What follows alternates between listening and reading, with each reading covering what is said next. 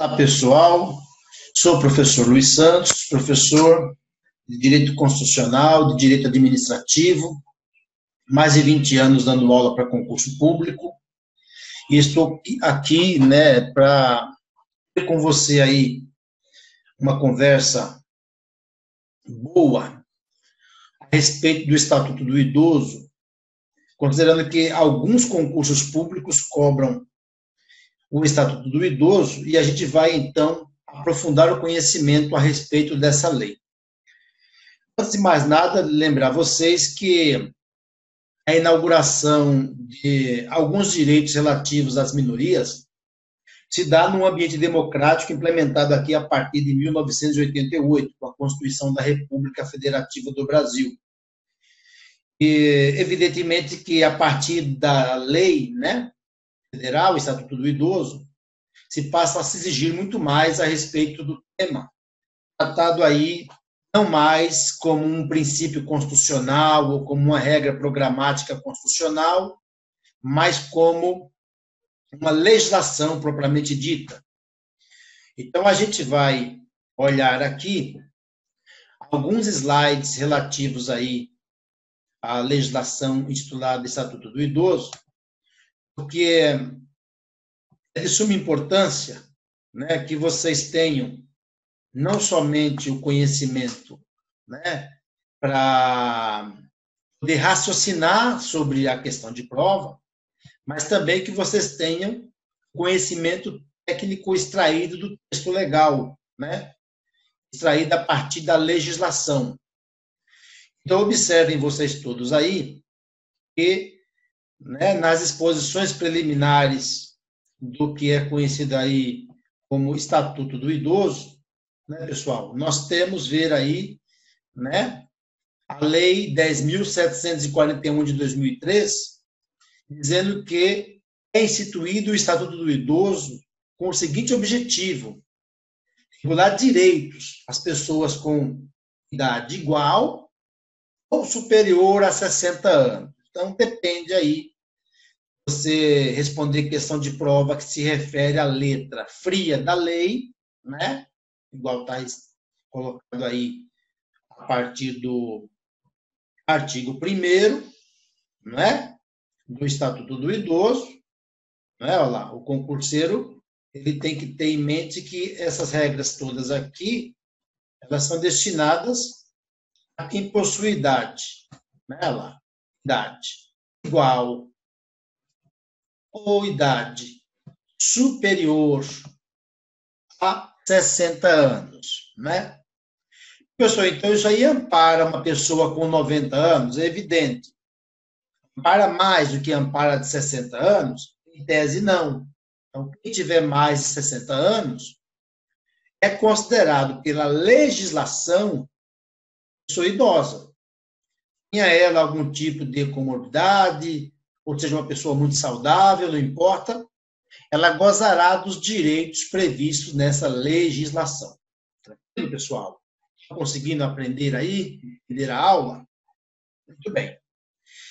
Diz o artigo 2º que o idoso goza de todos os direitos fundamentais inerentes à pessoa humana, sem prejuízo da proteção integral de que trata esta lei, assegurando-se-lhe por lei ou por outros meios todas as oportunidades, facilidades, preservação de sua saúde física e mental, seu aperfeiçoamento moral, intelectual, espiritual e social, em condições de liberdade e também de dignidade. Trocando em miúdos, o que eu quero que vocês consigam entender aqui, nesse momento, é que a pessoa idosa, considerada assim, aquela que já tem 60 anos ou mais, ela possui direitos fundamentais, olha lá, direitos fundamentais, que são direitos próprios da pessoa humana.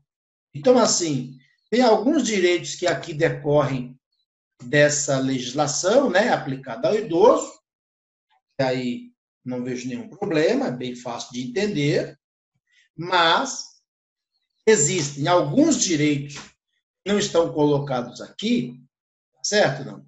Mas a pessoa terá, não porque ela é idosa, somente, mas ela terá por ela ser pessoa humana. Então, vale aqui os direitos que são válidos para todas as pessoas que estão previstos em lei, né? Ou que estão previstos, evidentemente, na própria Constituição da República.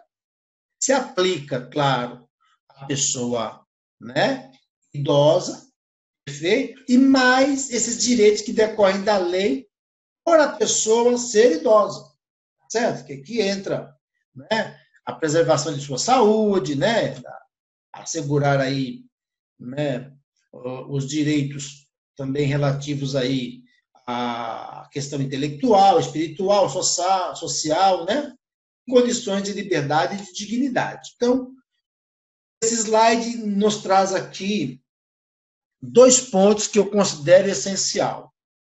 Não é? Primeiro, saber qual é a idade, né? Tem pessoas cogitando aí que o idoso é aquele com 65, alguns confundem, tá certo? Os direitos da pessoa receber benefício continuado do LOAS, que é aquela lei orgânica da assistência social, com o Estatuto do Idoso, não pode confundir, não.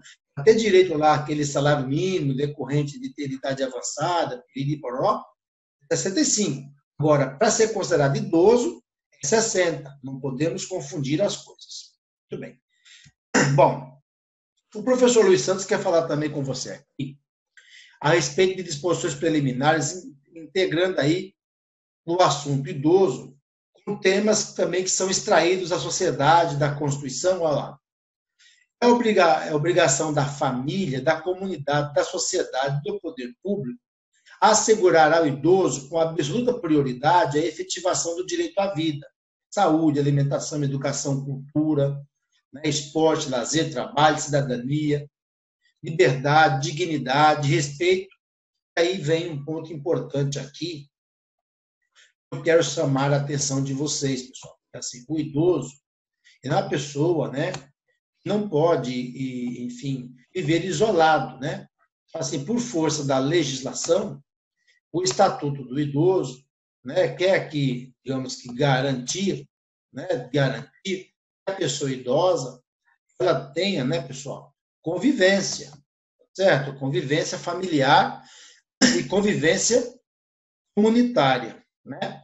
Agora, esses direitos, tal, né, que a pessoa idosa tem, diz o Estatuto do Idoso, esses direitos devem, evidentemente, ter alguém marcando posição nesse sentido. Então, a obrigação de quem garantir esses direitos ao idoso? Primeiramente, né, chamar a atenção aí a obrigações que decorrem da família. Né? O filho, a filha, o neto, a neta, enfim, os irmãos. A pessoa idosa tem aí o dever, né, de atuar para que o idoso tenha seus direitos respeitados. Então, isso vale para a comunidade, né, que é aquela pessoa que não faz parte da família, mas que integra a comunidade onde o idoso vive, a sociedade, o poder público, quer dizer, todo mundo aí que está envolvido nessa questão, e quando se fala aqui poder público, entenda o Estado, tem aí esse dever de assegurar ao idoso, com prioridade, esses direitos, vida, saúde, alimentação, educação, cultura, esporte, lazer, né? Ou seja, prioridade, assim, idoso primeiro, né? Nesse sentido.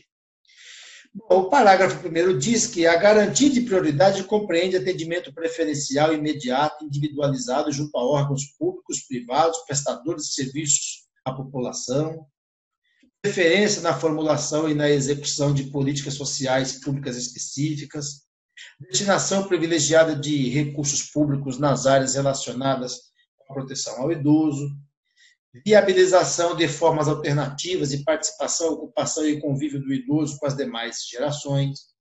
Lógico, você pode ter até falar aí num conflito de gerações, né? Mas se você vive numa sociedade plural, né, pessoal, ninguém pode ser esculachado, né?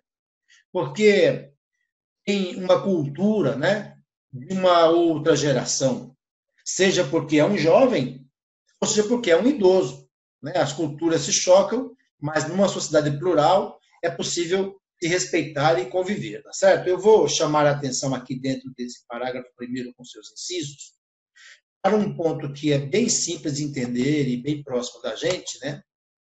Mas não é demais, ao estudar, a gente sedimentar aqui, que é o atendimento preferencial que a pessoa idosa recebe. Também nós temos aí, né, por força desse Estatuto do Idoso, a preferência também sobre alguns outros temas que nós vamos avançar aí, vamos também compreender. Mas mesmo esse avanço que nós faremos, né, ele vai se dar dentro de um ambiente de atendimento preferencial ou de ter a preferência sobre alguns aspectos, certo? Tranquilo? Muito bem. Eu quero também falar a respeito do tema ainda em disposições preliminares, né? Ainda só para não perder o foco, né? Nós temos alguns dispositivos colocados aqui, ó, que vai dando sequência nos demais incisos, né? Priorização do atendimento do idoso por sua própria família, detrimento de atendimento, né, asilar, exceto dos quais não se possuam, né, ou careçam de condições de manutenção da própria sobrevivência. Assim, vocês entenderem que a priorização do atendimento do idoso por sua própria família, certo? Contra o atendimento em asilo. A ideia aqui é que não é proibido, por força dessa lei, a pessoa idosa ir morar no asilo. Não é proibido. Mas, né, o que deve ser priorizado aí é que o atendimento se dê por sua própria família. Certo? É lógico que a pessoa que, por uma situação qualquer, for parar no asilo, ainda no asilo também recebe, claro, né, visita da família e tem convivência. Muito bem. Capacitação e reciclagem, né, capacitação e reciclagem dos recursos humanos nas áreas de geriatria, gerontologia, né, prestação de serviços aos idosos, tudo isso aí seriam tudo prioridades também, tá, pessoal? Estabelecimento de mecanismos que favoreçam a divulgação de informações de caráter educativo, né? Garantia de acesso à rede de serviços de saúde, né? É uma coisa também complicada, porque quando você fala assim, assistência aí à saúde e tal, né? Aqui fala em locais, quer dizer, a pessoa idosa ela não pode, né, se locomover nas mesmas condições de uma pessoa jovem também, né? Prioridade no recebimento de restituição de imposto de renda. Assim, tem alguns pontos aqui, eu, enquanto professor, já estou mais de 20 anos dando, né, as aulas para concurso, a gente sabe priorizar, por dizer, isso aqui vai cair na prova, tá, gente? Por exemplo, esse inciso número 9, ele é mais propenso a cair na prova, tá? Seria testar um candidato em concurso, saber se ele realmente está por dentro da matéria, né? Saber se existe ou não existe, objetivamente, na legislação, a prioridade da pessoa idosa quando o assunto for imposto de renda. Então, duas pessoas entregaram a declaração do imposto de renda, aquela que é idosa deve receber, digamos que, inicialmente, ou seja, primeiro, em relação àquele que não é idoso, tá bom? Parágrafo 2º. Dentre os idosos, é assegurada a prioridade especial aos maiores de 80 anos, atendendo suas necessidades, sempre preferencialmente em relação aos demais idosos. Então, assim, a regra é que a pessoa idosa é aquela que possui 60 anos, tudo bem? Ou mais. Vale para 60, idoso. E vale também para quem já tem mais de 60, 90, não importa. É idoso. Agora, por força, né? Por força da lei, o que acontece? Nós temos, pessoal, a prioridade e temos a prioridade da prioridade. Tudo bem? Então, se a pessoa idosa, né? Se a pessoa idosa já completou, portanto, ela já completou, portanto, 80 anos, e aí vale 80 ou mais. Então, ela já está dentro da prioridade, certo? Ou seja, eu tenho dois idosos, um com 75, um com 80 completados, né? Tá, mais de 80, portanto.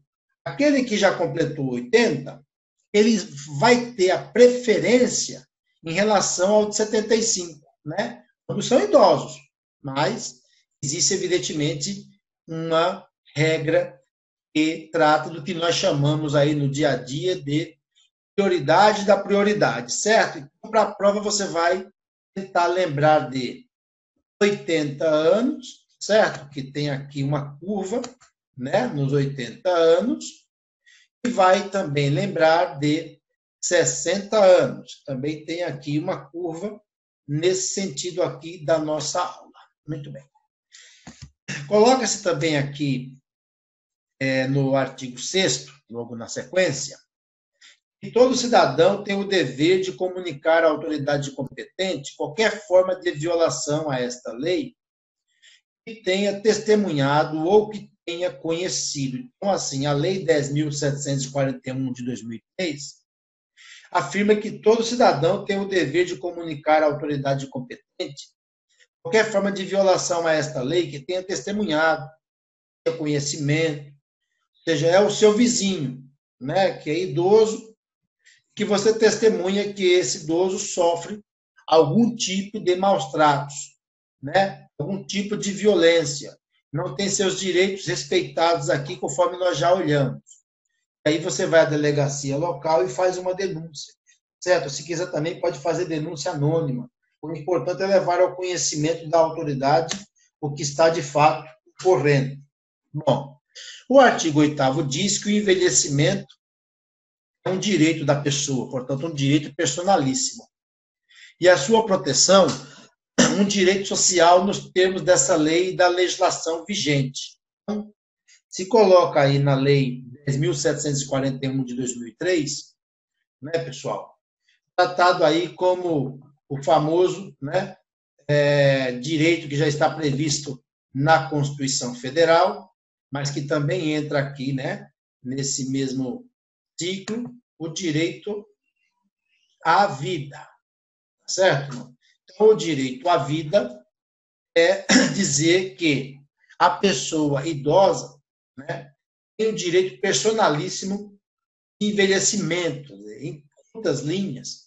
O que quer dizer aqui é o seguinte, tá? O fator da pessoa ser idosa não quer dizer que ela tenha que ser morta, ela não tenha que ser tratada de suas doenças, etc. Eu, particularmente, acho que em momentos de pandemia em que se vive o mundo e o Brasil, esse artigo 8º, ele merece, né, pessoal, um respeito, né? E merece uma atenção maior por parte de quem estuda para concurso, porque o que faz com que o isolamento seja, né, horizontal ou vertical? Se ele é horizontal, ele quer, em tese, manter as pessoas afastadas, né, portanto, confinadas em suas casas, em termos gerais, com exceção dos serviços públicos essenciais. Se o confinamento, né, ele é chamado de vertical, ele pretende, né, afastar das ruas, do contato social, as pessoas idosas, que em tese seriam aquelas mais vítimas da pandemia, tá certo? Do que se intitulou aí como Covid-19. Então, eu acho que uma questão pode vir na prova relativo a isso, considerando que o estatuto, né, o estatuto do idoso diz que o envelhecimento, olha lá, é o artigo 8º, o envelhecimento é um direito, né, pessoal, personalíssimo. Quando se fala assim no mundo do direito, quer dizer, é um direito da pessoa, certo? Muito bem. Artigo 9º, é obrigação do Estado garantir à pessoa idosa a proteção à vida, à saúde, mediante a efetivação de políticas sociais públicas que permitam um envelhecimento saudável em condições de dignidade. Então, assim, a velhice, ela não é uma doença. Quer dizer, o Estatuto está querendo dizer que é possível a pessoa envelhecer com saúde, né? E o Estado tem que garantir isso. A pessoa, não só a vida, mas também a saúde dela, para que ela possa, digamos que, ter um envelhecimento saudável, né? Quer dizer, velhice ela não pode ser um sinônimo de doença, certo? Não. E o Estado deve atuar para isso, né? Utilizando o SUS, né? Os serviços públicos de saúde como um todo, né? Falar, professor, eu entendi, mas isso acontece na prática, conforme está colocado aí na lei? Olha, eu já disse isso mais de uma vez aí em outros setores de aula, mas vou já deixar claro aqui também para você no Estatuto do Idoso. Existe uma diferença entre a ciência do ser e a ciência do dever ser. Como é que a gente aprende a fazer questão de prova? A gente não vai muito dar bola para a situação como ela é, mas vai dar a bola para a situação como deveria ser. É o que isso? É o que está na legislação, certo? Então, a pessoa vai envelhecer, né, em condições de dignidade, né? O envelhecimento tem que ocorrer de modo saudável. Muito bem. Bom, agora eu vou mudar de assunto aqui dentro do Estatuto do Idoso para cuidar aí da obrigação do Estado e da sociedade em assegurar, pessoal, a pessoa idosa, a liberdade, o respeito, a dignidade como pessoa humana, né? Então, é um ponto relevante aqui a gente já deixar sublinhado, né? Deixar grifado, que a pessoa idosa tem alguns direitos decorrentes desta lei, mas, independentemente disso, ela é uma pessoa humana, então ela recebe tratamento de pessoa humana e do ponto de vista mais focado, direitos decorrentes dessa legislação específica, certo? Não? Então, dignidade como pessoa humana e sujeito de direitos civis, políticos, individuais, sociais, garantidos tanto pela Constituição da República como também na legislação. O direito à liberdade compreende, entre outros, os seguintes aspectos: faculdade de ir, vir, estar nos logradouros públicos, espaços comunitários reservados aí às exceções legais, né? Ressalvadas as exceções legais. Agora, merece também da gente um acento esse inciso 1, por conta da faculdade de ir, de vir, né? Nos chamados logradouros públicos, são ruas, avenidas, espaço comunitário, né? Então, assim, num assunto que percorre aí o momento de pandemia, de Covid-19, é que as pessoas idosas não podem andar na rua, né? Teve ameaça de prender os velhinhos, blá, blá, blá. Veja só você, vamos aprender a fazer prova sem contaminação ideológica, tá? A legislação é uma lei federal, hein? O que ela permite, pessoal? Faculdade de ir e vir, estar nos logradouros públicos, certos espaços comunitários, etc. Agora, se não vai aí a pessoa idosa poder exercer esse direito que é decorrente da Constituição e da lei, é necessário que venha aí uma situação anormal para exterminar isso, que é o estado de sítio, o estado de defesa, mexer com as liberdades, né, das pessoas, ou mesmo uma legislação que venha surgir para proibir as pessoas de sair na rua e, sobretudo, a pessoa idosa, né? E esclarecendo aí para você que faz o curso por módulos, que normalmente pessoas que são presas na rua aí, ou na praia, enfim, nesse período de pandemia, elas acabam sendo presas não porque estão nas ruas, mas porque elas recebem uma ordem para ir para casa e elas não obedecem, enfim, aí está lá executando essa ordem é um servidor público, um policial, enfim, prende a pessoa pelo crime de desacato, está no Código Penal, desacatar ordem legal de funcionário público, tá certo? Então, fique claro.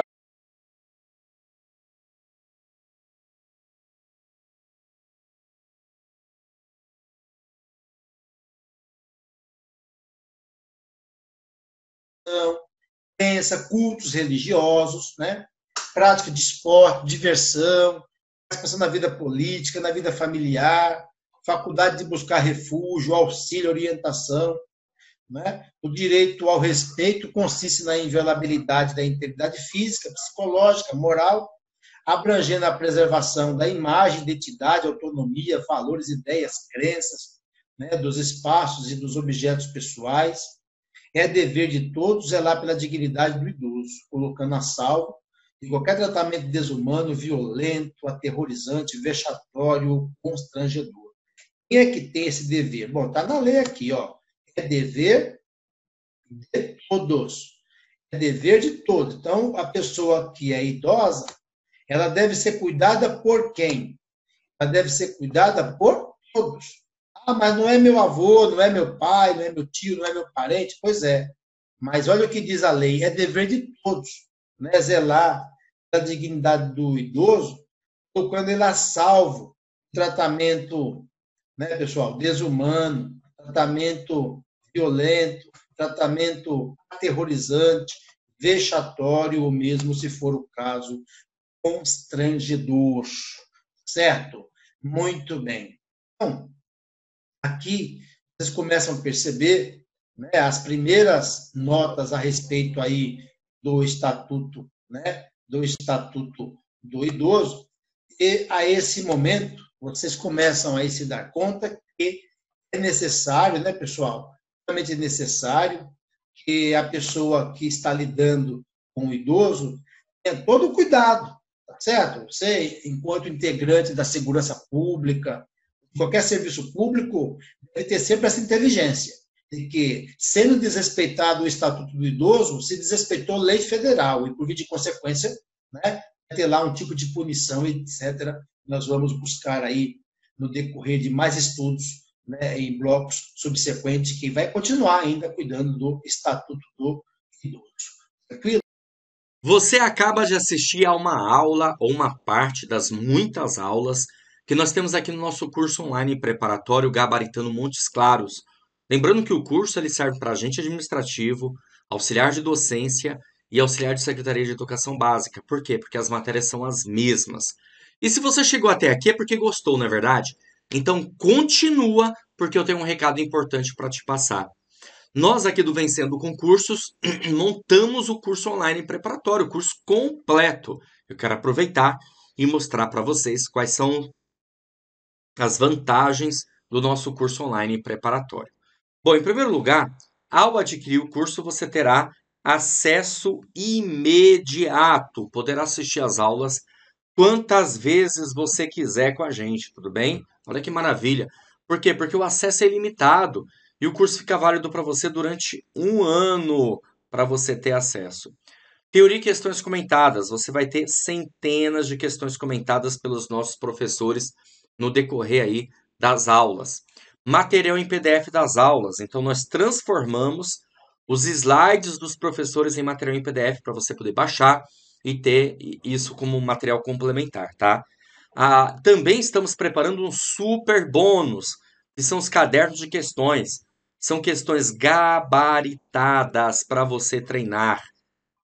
Olha só, gente, milhares de questões que estarão à sua disposição, separadas por matéria. Isso aqui é maravilhoso, hein? Valor especial de lançamento do curso preparatório, de R$ 497 reais por apenas R$ 247 reais à vista ou 12 vezes de R$ 24,65. Para você adquirir o curso, você vai fazer o seguinte: abaixo do vídeo, na barra de descrição, vai ter um link. Você vai clicar nesse link e vai ser redirecionado à página do curso. Lá encontrará todas as informações necessárias. Lá vai ter um botãozinho lá de comprar no meio, você vai clicar nesse botão, vai preencher seus dados, escolher a forma de pagamento e pronto, vai começar a estudar aqui com a gente no Vencendo Concursos. Te garanto uma coisa, cada centavo que você pagar vai valer muito a pena. Aliás, uma coisa importante também, não encare o valor do curso como um custo, e sim como um investimento para sua preparação, para você fazer parte da elite da aprovação. E vamos ser bem sinceros, né, pessoal? O que você compra hoje com R$ 24,65, hein? Você não consegue comprar um lanche. Então, se você economizar um pouquinho por mês, você adquire seu curso online preparatório completo. Então, faz o seguinte, ó, clica no link aí abaixo, faz a sua matrícula e inicia a sua preparação, tá bom? Valeu, grande abraço e a gente se vê dentro da plataforma.